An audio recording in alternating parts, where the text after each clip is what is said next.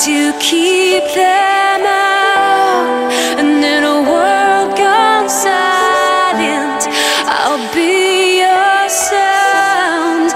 And if they try to hurt you, I'll tear them down.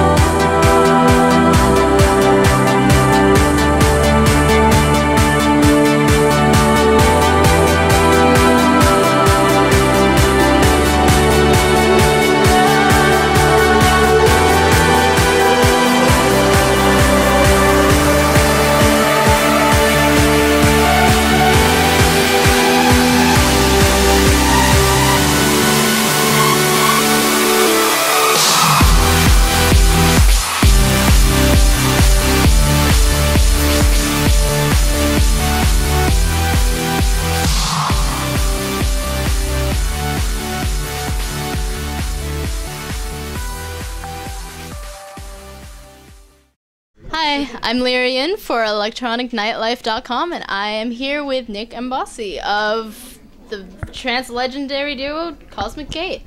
So this is your third time back in New York this year. Is it? Yes, this year. Wow. January, July. Yes. Yeah. What brings you back to New York in particular?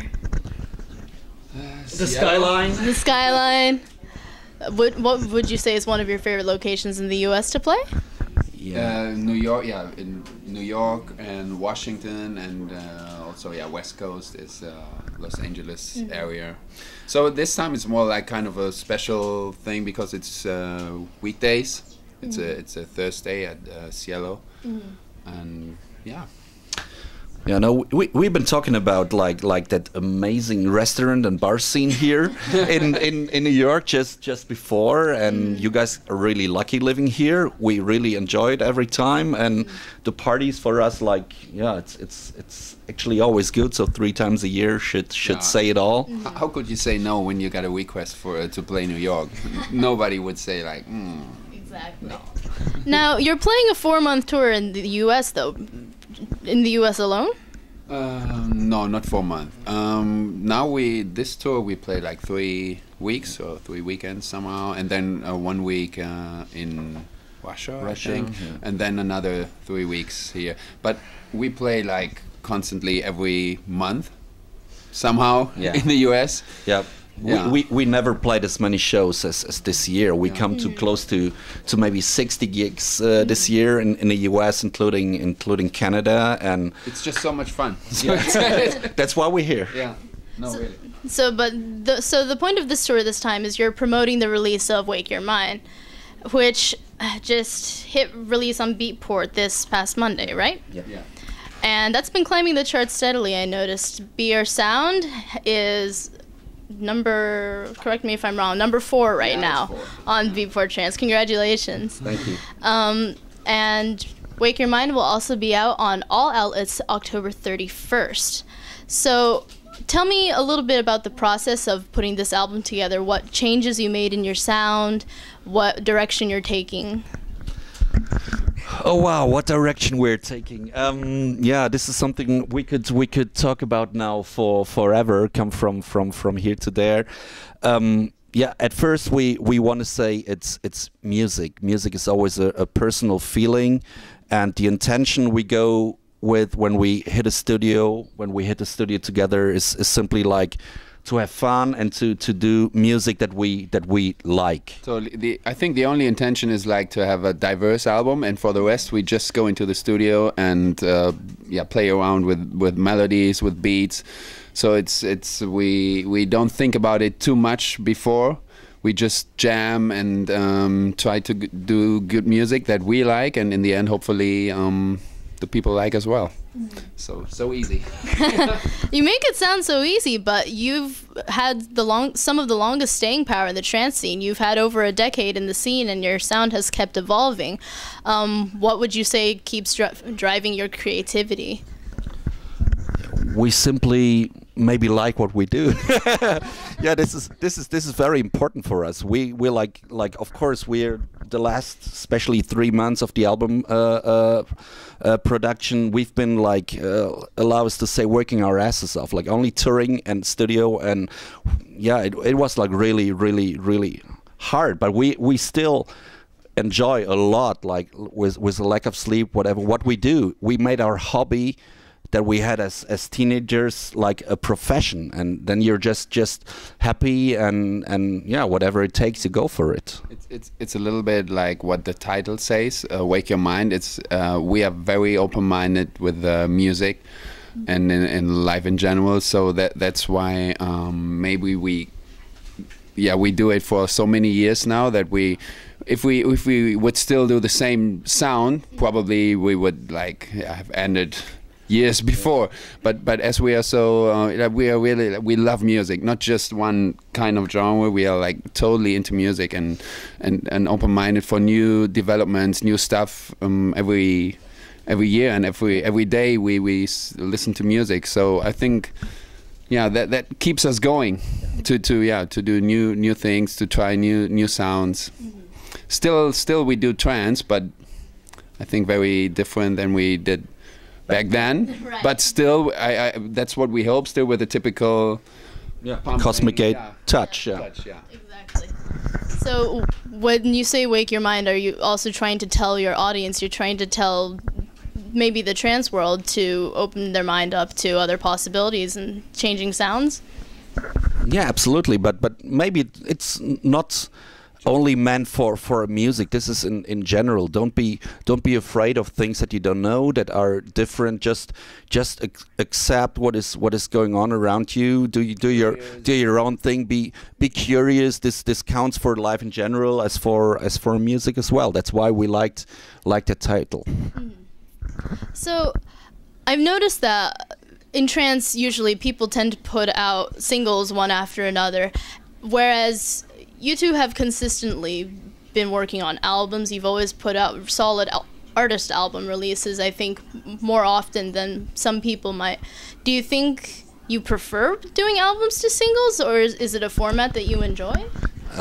We have the feeling, or we are pretty sure, that we can impress ourselves musically better doing albums, because a single will always be having the club in the foreground, and doing an album you can do tracks that simply just are nice to listen to, that you can be like, we can do still club mixes, but an album is always a different story, and we think that it's better for, as an artist, as a group, to be an album act and to present a wider variety of production styles and things we can do, instead of just not getting us wrong, doing singles that will be most likely for the club place.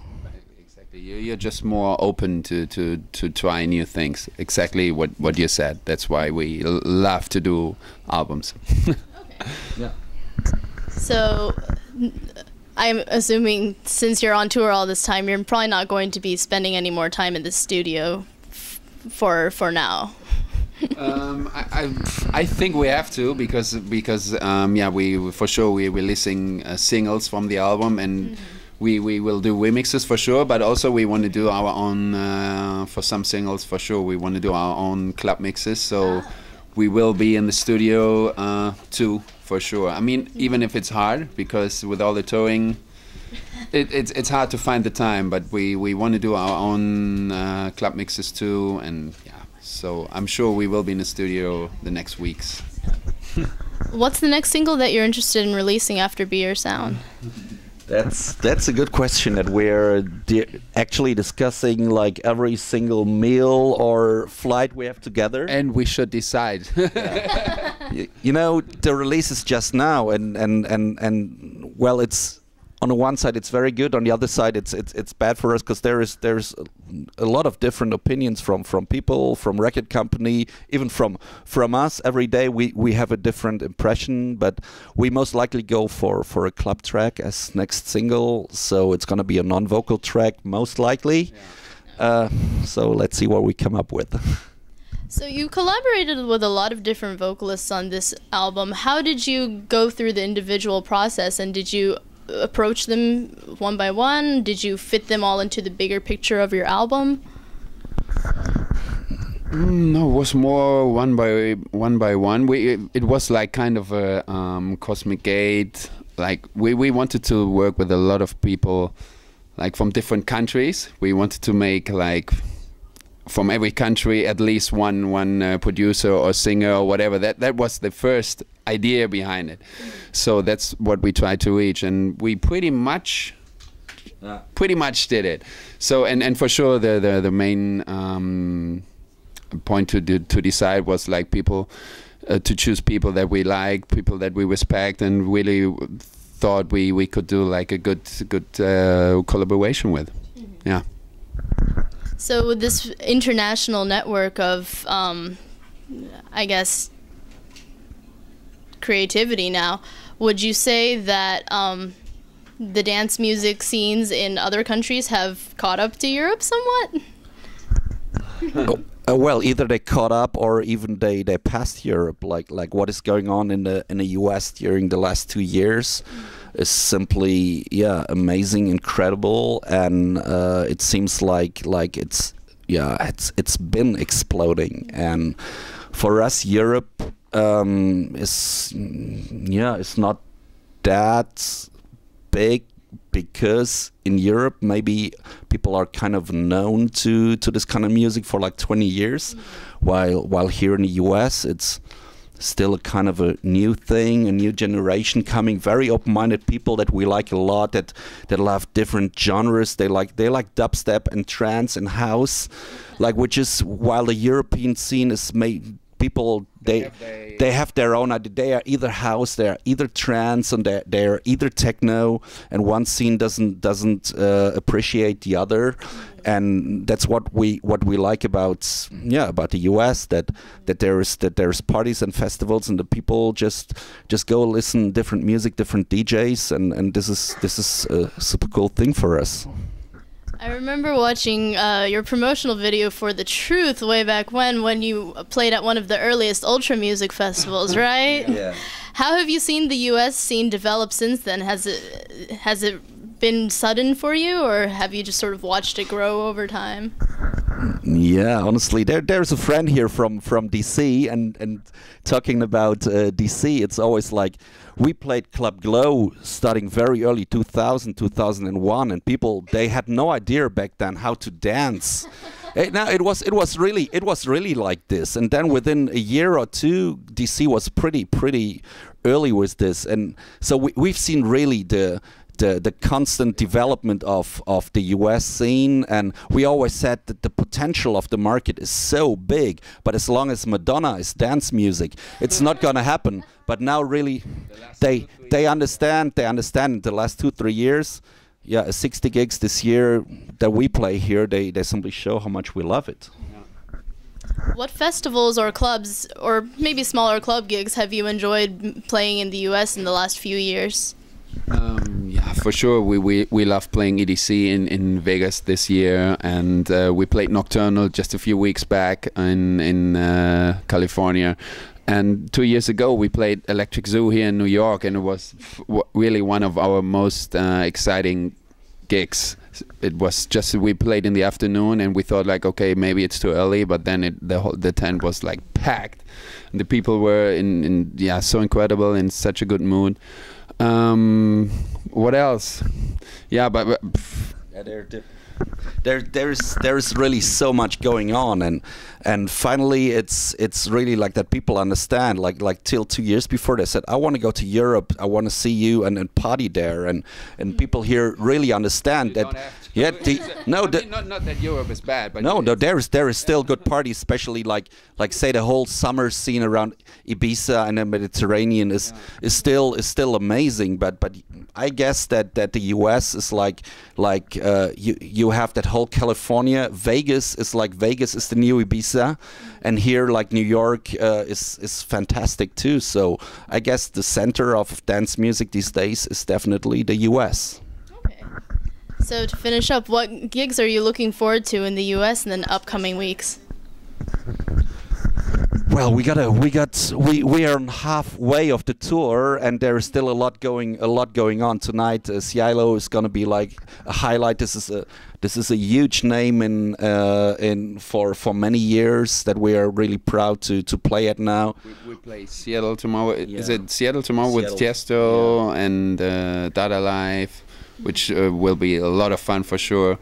And yeah, then we Sunday we play in California again. So we have so many gigs, especially also during the week. So hard to mention just one city. Yeah. So easiest just tour, check out the gigs. Actually, every gig will be like really good at least. Fantastic, and I'm sure everybody around the world and around the country here is looking forward to them, no matter which gig you're playing. Thanks so much.